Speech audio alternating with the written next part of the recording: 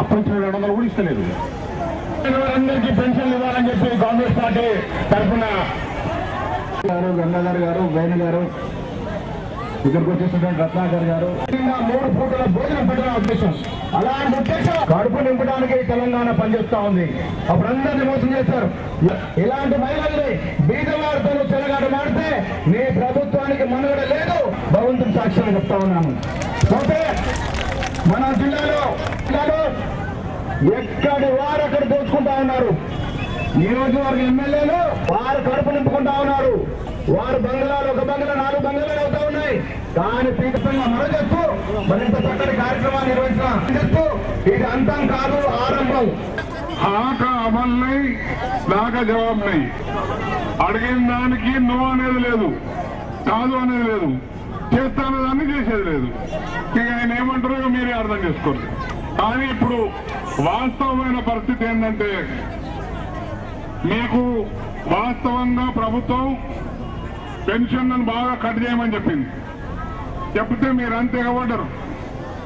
ఎగబడ్డ తర్వాత మనసు మార్చుకుని 2వ లిస్ట్ వచ్చింది. అయినా ఇంకా సంతృప్తికరంగా లేదు.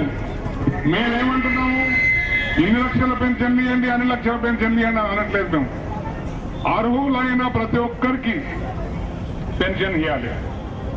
ప్రభుత్వం ఇమీడియట్ గా స్పందించాల్సిన అవసరం ఉంది. ముఖ్యమంత్రి గారు మీరు స్వయాన చూశారు ఏ రకమైన ఆందోళన పడతా ఉన్నారు మహిళలు, మరి పెద్ద మనుషులు, మరి వికలాంగులు, వితంతువులు ఏ రకంగా ఆందోళన పడతా ఉన్నారో మీరు వరంగల్ స్వయంగా చూసినారు. ఇంకా ప్రతి చోట చూడాల్సిన అవసరం లేదు.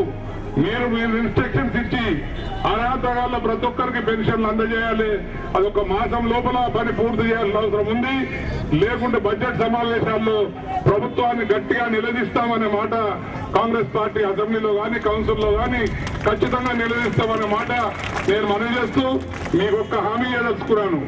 మీకున్న ఇబ్బందుల్లో, మీకున్న కష్టాల్లో, మీకు ఏ ఇబ్బంది ఉన్నా సోనియా గాంధీ గారి నాయకత్వాన కాంగ్రెస్ పార్టీ మీ వెంట ఉంటుంది అనే మాట నేను మనవి చేస్తూ మీ పోరాటంలో మీ వెంట మేము ఉంటాం.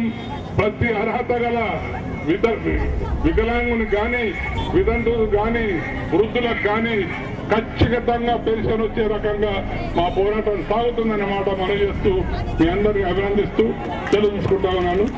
జై హింద్, జై కాంగ్రెస్.